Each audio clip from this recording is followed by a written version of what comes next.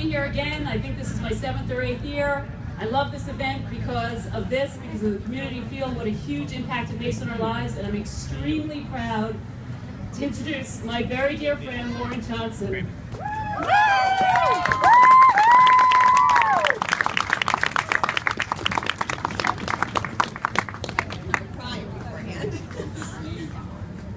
As you said, my name is Lauren Johnson, and I'm one of the women that this event seeks to support. This Friday, February 6th, I will have my last chemo treatment in my own personal fight against invasive breast cancer.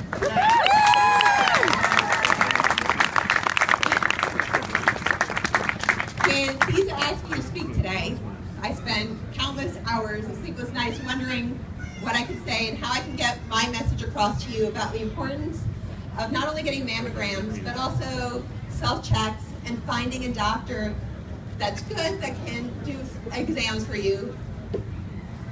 At the age of 35, I started getting regular mammograms. It was overly cautious, but my maternal aunt had breast cancer in her 40s, so my doctor thought it was a good idea.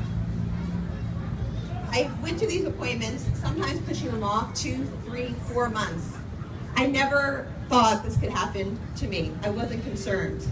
I always got that letter in the mail and that phone call saying that everything was in the clear.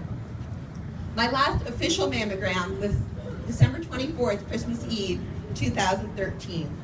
I still was not concerned.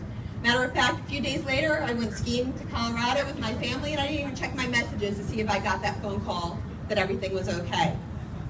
We returned home from our trip in January, and I had both the phone call and the letter saying I was in the clear. Check in the box, I was good for another year. As an elementary school teacher, I always push off my doctor's visits when the reality of going back to school hits me, usually at the end of August.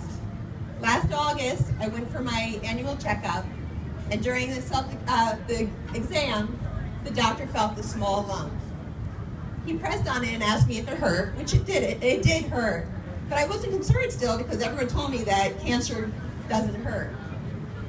He also asked me if I felt it during my regular self-exams. I was embarrassed to tell him that I really didn't do regular self-exams. It wasn't because I didn't want to. No one ever taught me really what to feel for or what I should be looking for. So after a whirlwind of mammograms, ultrasounds, and biopsies, I got that phone call. On September 4th, 2014, 8 short months after my last mammogram, standing alone in my 5th grade classroom, I got the call from my doctor. The call where the doctor said, "You have invasive breast cancer."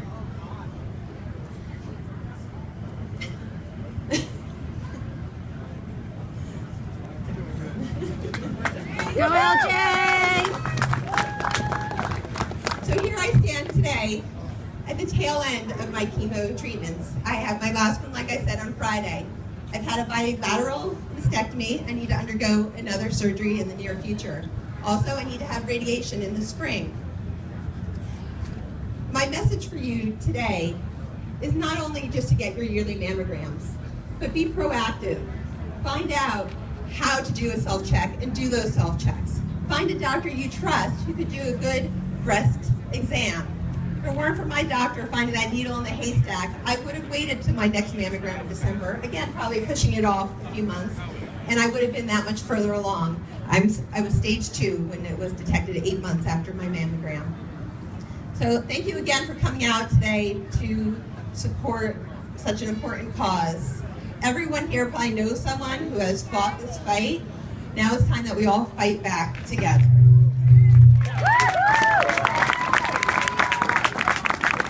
Lauren, stay up here. You're going to count down the first round, so stay with us, okay?